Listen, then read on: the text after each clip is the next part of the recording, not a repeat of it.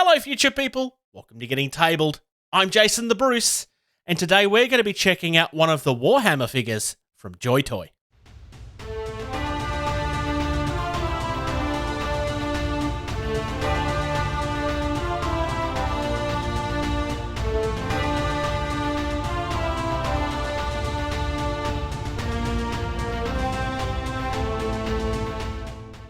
Very much something left of centre here.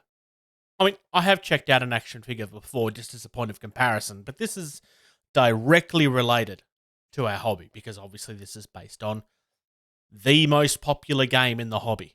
Love it or hate it, it is the most popular. I want to publicly blame Clinton from Toy Reel for this. Actually, no, everybody involved for Toy Reel. I blame you for this because I wouldn't have brought this if you hadn't have been constantly showing how awesome these apparently are. I obviously haven't looked at this yet. It's still sealed. I will be doing that on camera today for the first time. I obviously know that these things have a good reputation because I've been watching Toy Reel. If you are not following Toy Reel, they're actually worth following it. Friends of the podcast. So, well worth it. But we're going to get down. We're going to have a look at this. This is specifically Blood Angels Veteran Vigna, or Vigna. So, yeah, very much looking forward to having a look at this. So, first things first, look at the packaging. I know what this sounds like. Keep it out of the comments. It's just a business name for a toy brand. I get it. But, anyway. Why Blood Angels? Honestly, when it comes to 40k, they were my first love. There are actually non-Space Marine things that you can buy in this range. This is a smaller scale from everything else that's on the market, action figures wise at least. I have a McFarlane toy that I haven't actually opened at this point because I was keeping it for a hobby video that I haven't gotten around to. But this one,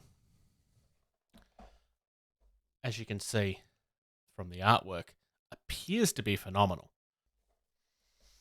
While we're here, I just got to say, I love how Warhammer this actually feels.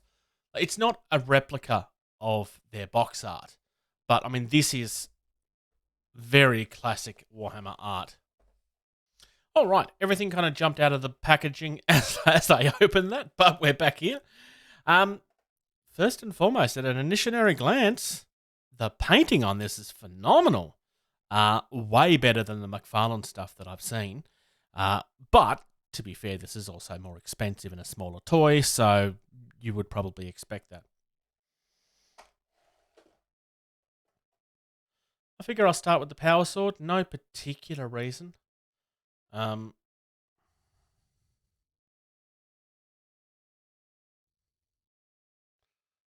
is actually, it's not a trick of the light, there is actually paint application there to make it look like it's actually working. And different gradients of the metal, which is quite nice. The painting on this is really good. There's nothing that's out of place. Everything seems to have been done properly, which is not always the case with action figures. Backpack, some really nice, I want to say subtle weathering on this. There is shading around here. You certainly could bring this up further if you wanted to, but I really, really like this so far. Bolt pistol. Because, oh look, they've drilled the barrels. Because, well, you need him to be holding a weapon. He's a Space Marine. He's never without a weapon. A dead Space Marine is the only Space Marine without a weapon. Some edge highlighting done on the pouch. It's just a pouch like you would get on the miniature. This can't open or hold the weapon or anything. Extra hands here, we'll come back to those. So, it's 1/18th scale. He is around 5 inches tall. So it's a 5-inch figure. A little bit unusual, size-wise. Detail on this is phenomenal. This looks incredible. Now, I have seen the McFarlane stuff. I have not seen the Bandai stuff in person. because most of the people that I knew were not, I'm going to just say stupid enough to pay the prices for those. If you felt that they were worth it, then all the power to you. Most of me and my friends felt that those prices were insultingly expensive.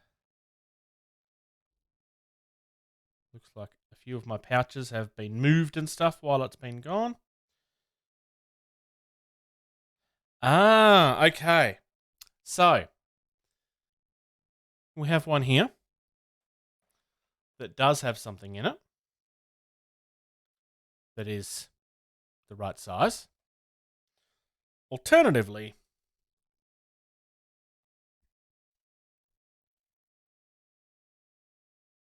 these are very firmly in. And this is quite firm. I mean, it's not exactly flexible, but it's not the biggest of nubs. And with action figures that I've had in the past, these tend to have a habit of breaking. So I would be very careful with these. I'm genuinely struggling to get this off at this stage. If you look at the way that the nub is designed, you can see why. They're designed to be very firm and not fall out. So it's not necessarily a bad thing, but the first thing I would probably say is that if you're building these, I wouldn't be wanting to swap these back and forth all the time. How does the weapon hold? It is a little bit fiddly to get the gun in, but it does actually work quite well. That maybe took me about 15-20 seconds. The hands are quite firm, but they will flex just enough to get it in. It's been designed so that he's got his finger on the trigger, which is quite nice. These are just regular fists. This is more going to be for his power sword. If you're wanting him to hold the gun in the other hand, you are stiff out of luck. Again, very, very stiff. These don't come in and out of the hands very easily at all. But at least that means that they're not coming out unless you want them to come out. So you're getting pretty much 90 degrees on the elbow there. The wrist will swivel as well as turn. The heads move up and down a little bit. There's not much there, but they will turn all the way. The collar kind of stops it going too far, honestly.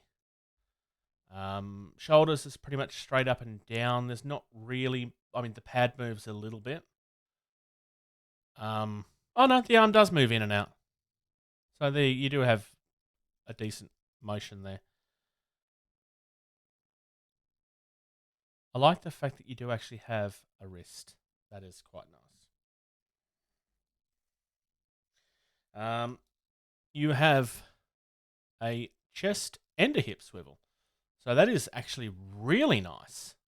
I mean, you can get some really silly poses out of this if you're that way inclined.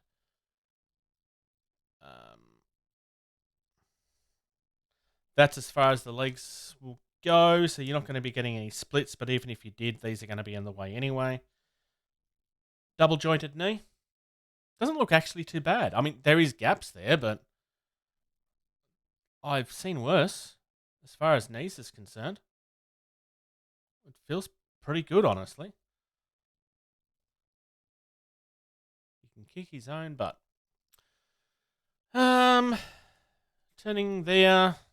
There's no turning at the knee. There is some decent ankle tiltage there.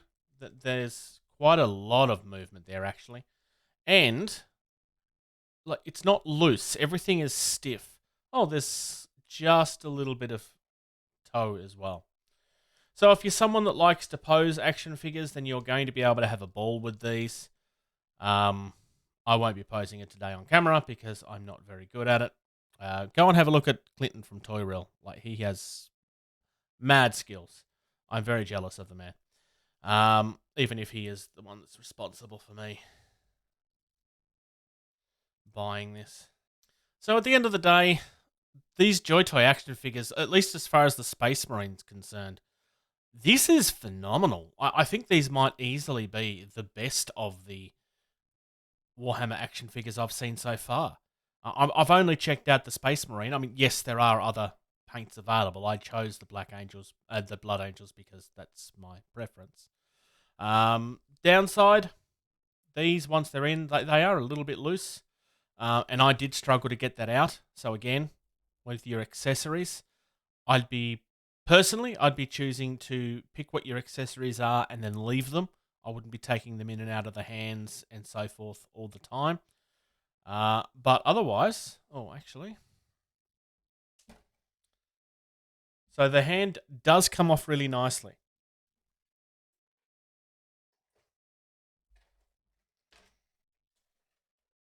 The other fingers you have this, oi, kill that thing over there hand. Or, hey, taxi. We have a regular open hand, which is quite nice. We have a fist, because of course we do. And we have just a grabby hand if you want him to be holding the sword with his left hand, I suppose. Ultimately, as far as spare hands is concerned, we have 3 left and 1 right hand. Very much a mix there. It's kind of odd that there's more of one and less than the other, I guess. But I'm nitpicking, honestly. Like, the quality of this action figure feels fantastic. It's nice, high quality plastic. It's nice and stiff, though there is downsides to that. There is no perfect material for action figures. Like I said, when it comes to these things, I would be setting them up the once, and then I would probably leave them. Because if you pull these in and out, in and out, in and out all the time, you're going to hurt that thumb. That thumb has a habit of bending back on itself. And you're going to end up destroying the tabs on the back of the pistols, the pouches and stuff, if you continually pull those in and out. So that would be my only warning. So there we go. That's the Blood Angel from JoyToy for the Warhammer action figures. Honestly, these things are phenomenal. Like, the quality of this is amazing. I've not seen these in person. I've only ever seen these in videos. And the reviews of these have been nothing but phenomenal. Like, everything feels like just stiff enough to stay in place, but not that stiff that you can't do anything with it. I mean, these are fairly loose, but these always will be. Like, the only real downside I can say is that these are the connection that these use tend to be fragile. That is just a fact of life. I don't remember this being very expensive. I mean, it certainly wasn't cheap. The McFarlane ones are cheaper. But I would also say, like, this is a much better action figure than the McFarlane ones are. And that, I'm not down talking McFarlane. I am a fan of McFarlane's work. But these feel more premium because they are. And I actually quite like the fact that they're smaller because it means that they don't take up as much room. I actually do like action figures. I try to be very, very selective with what I buy. I'm not a completionist by any means. But everything is in 6 inches or 7 inches now. I like the fact that somebody's doing something a little bit different. I really like this. I definitely would recommend them if you're interested.